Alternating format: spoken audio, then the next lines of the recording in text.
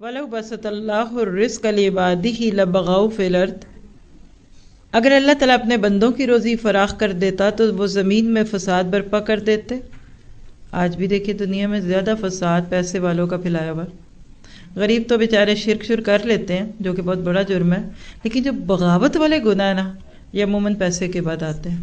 کپڑے بھی مختصر تبھی ہوتے ہیں، شادیاں بھی لیبوریٹڈ تبھی ہوتی ہیں، اور تھیمز کے ساتھ بتا کے اناؤنس کر کے گناہ اور فنکشنز بھی تبھی ہوتے ہیں۔ یہ اللہ کہہ رہے ہیں۔ اب دوبارہ سن لیجیے میری اس تمہید کے بعد اس آیت کو شاید زیادہ اچھا سمجھے۔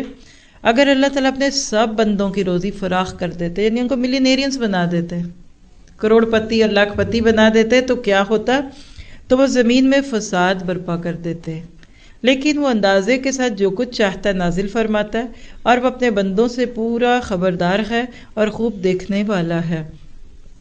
اور وہی ہے جو لوگوں کے نا امید ہو جانے کے بعد بارش برساتا ہے اور اپنی رحمت پھیلا دیتا ہے۔ وہی ہے کارساز اور قابل حمد و ثنا، اور اس کی نشانیوں میں سے آسمانوں اور زمین کی پیدائش ہے اور ان میں جانداروں کا پھیلانا ہے، اور وہ اس پر بھی قادر ہے کہ جب چاہے انہیں جمع کر دے۔ ساری باتیں اس کے ہاتھ میں، تو میرے آپ کے ہاتھ میں کیا بلا؟ ہم خود، ہمارا اختیار، ہم اپنے آپ کو سیدھا کر لیں۔